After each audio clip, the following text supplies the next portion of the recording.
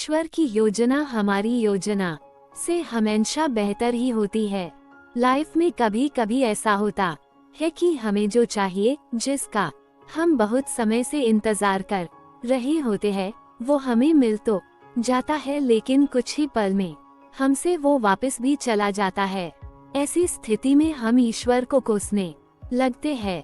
हम ईश्वर से कहने लगते हैं कि आपने मेरे साथ ऐसा क्यों किया। कुछ समय के लिए हमारा भरोसा ईश्वर पर से उठ जाता है, किंतु कुछ समय के बाद हमें ये एहसास हो जाता है कि जो हुआ वो हमारे लिए अच्छा ही था।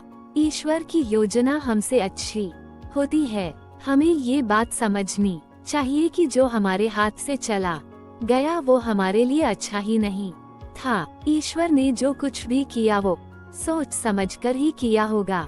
एक छोटा सा 2 साल का बच्चा खेल रहा था। खेलते खेलते उसके हाथ में चूहे मारने की दवाई जाती है। बच्चा नादान था, वो नहीं जानता था कि ये चूहे मारने की दवाई है। वो तो इस दवाई को चॉकलेट समझकर खुश हो रहा था।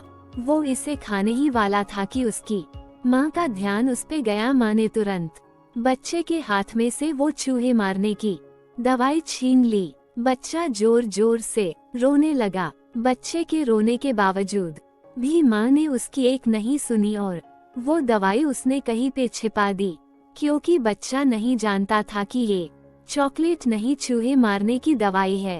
पर माँ तो जानती थी कि ये चूहे मारने की दवाई है और ये मेरे बेटे के लिए सही नहीं है।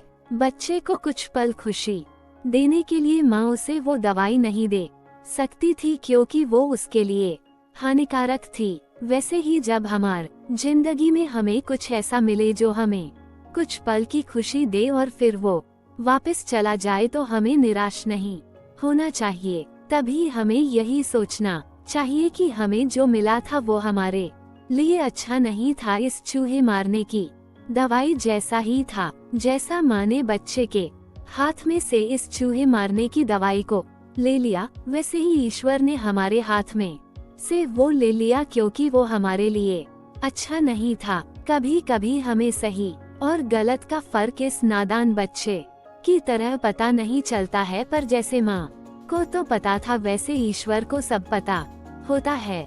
इसलिए हमें ईश्वर की योजना पर भरोसा रख के हमारे साथ जो हुआ वही हमारे लिए बेहतर था, ऐसा सोचना चाहिए।